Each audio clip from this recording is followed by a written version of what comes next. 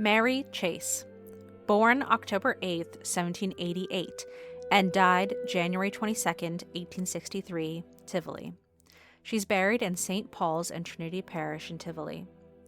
Her grave is marked by a small eroded tablet close to and south of the hall vault.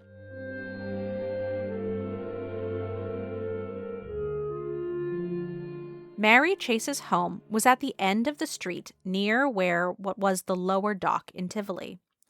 After her death, Giles Cook, see the old Red Church Cemetery for more about him, recalled that before the train tracks were laid, Mary's front lawn ended with the bank of the Hudson River.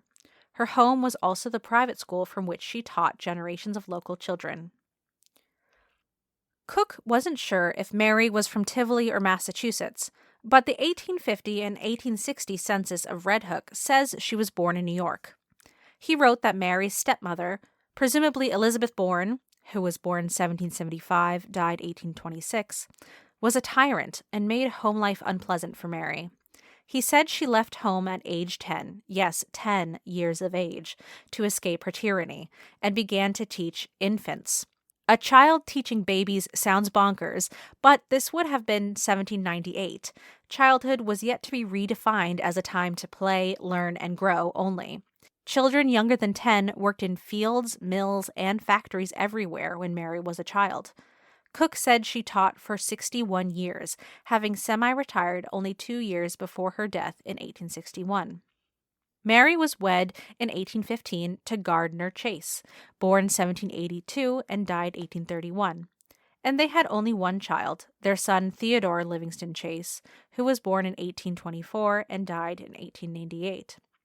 Gardner was, as his tombstone states, a native of Paris, Maine.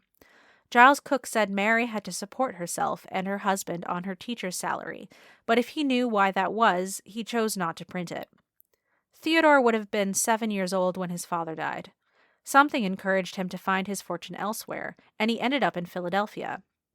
Theodore married a woman named Catherine, and they had one child, Theodore L. Chase, Jr., who then had 2 children, Theodore Livingston Chase III and Janice Livingston Chase, who may have also left descendants.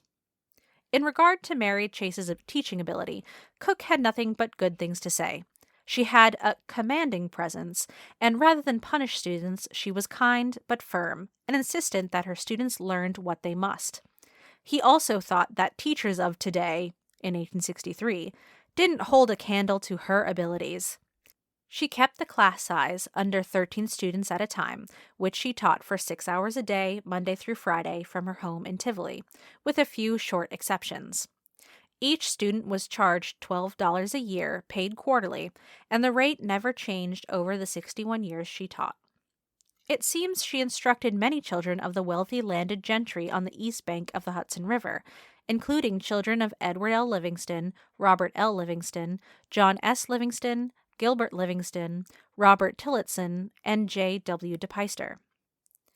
Giles Cook visited with Mary often, and in her later years he was concerned that she shouldn't live alone, but reported that John D. Livingston came to visit her every day, and he and her friend Miss Amanda Lasher were with her when she died. As she left this world, quote, her mind wandered to the old schoolroom, and she was once more engaged with her pupils and their lessons, end quote. Amanda, who gave Cook information about Mary for his article, told him that Mary was a dear lady and a blessed example and a faithful teacher.